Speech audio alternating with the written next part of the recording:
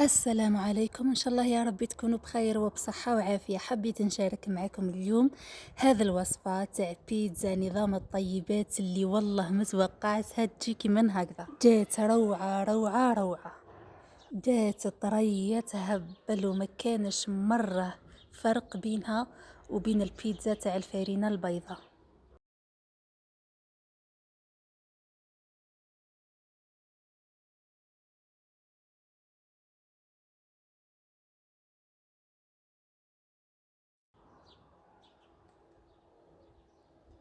هزيت هنا الدقيق تاع القمح الكامل ورحت رحيته في الروبو ورطبته مليح.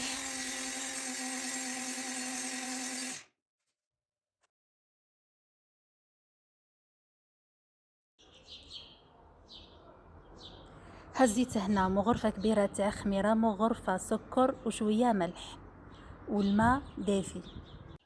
خلطتهم مليح وغطيتهم وخليتهم باش تتفاعل الخميرة. وهنا درت كاس بتاع التاي تاع الزيت ودخلته مليح مليح في هذاك السميد. وبعد ما تفاعلت هذيك الخميرة خلطتها مليح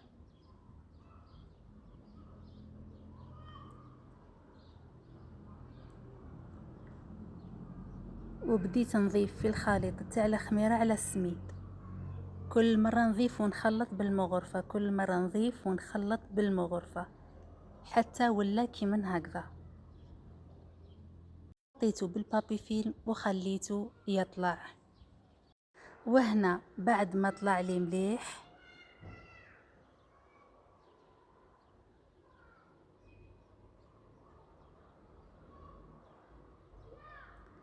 حطيته وبديت نضيف في هذاك السميد بشوية واللايم، نضيف واللايم حتى نتحصل على عجينة طرية وفي نفس الوقت يعني ما تلصقش بزاف في اليدين.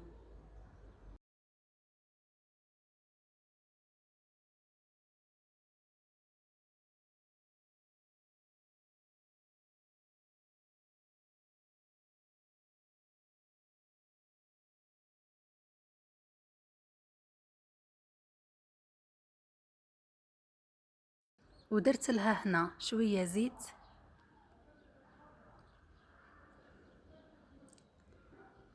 رشيت سميد وبديت نكسل في العجينة. كسلتها وشكلتها